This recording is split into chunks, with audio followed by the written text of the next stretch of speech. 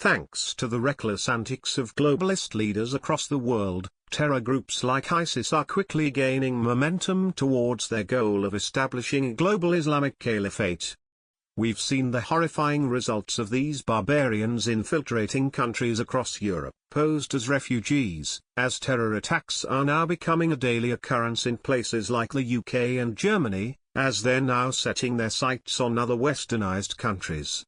But one badass female politician in the form of Rome's mayor is grabbing ISIS by the balls, in a brutal proclamation that has liberals losing their minds and the rest of us giving this brave woman a huge pat on the back. What many people don't realize is that Rome is considered to be the grand prize of conquest among ISIS and other Muslim terror groups, as it's home to the Vatican and is considered by many Muslims as the symbolic place that Christianity was founded. ISIS recently declared war on the Vatican in their manifesto, which outlined their intricate plans for invading Rome, as this location is dubbed the final campaign of Islam's Crusaders. Here's an excerpt of their manifesto, where their chilling plan for the city and people of Rome is laid out. It will be broken and defeated, just as all your previous campaigns were broken and defeated, except that this time we will aid you thereafter, and you will never aid us. We will conquer your Rome, break your crosses, and enslave your women, by the permission of Allah, the Exalted. This is his promise to us. He is glorified and he does not fail in his promise.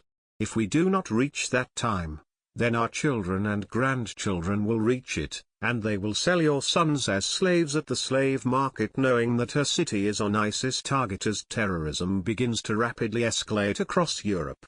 The mayor of Rome, Virginia Raggi, is now taking a page straight out of Trump's playbook, calling for an immediate ban to be put in place to keep these Christian-hating vermin out of her country. In a truth-filled tirade to the Italian government, Raggi is demanding that the government immediately halts immigration to the city, calling for a moratorium on immigrants to her city, saying, "I find it impossible, as well as risky, to think up further accommodation structures."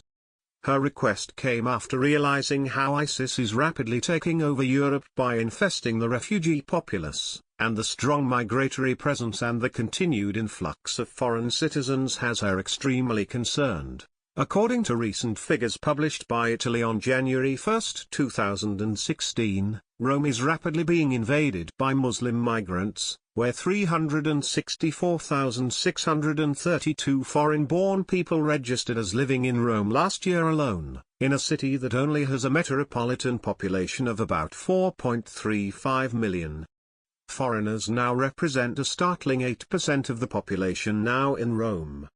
Heat Street reported, according to the 2016 census, Italy has a population of about 60.5 million. However, it has experienced a steady flow of African and Middle Eastern migration from Libya in recent years, almost certainly blurring the true picture of how many people live in the country. Figures released by the National Institute for Statistics in Italy, Istat, today state that more than 5 million people living in the country are foreign-born, equivalent to about 8.3% of the national population.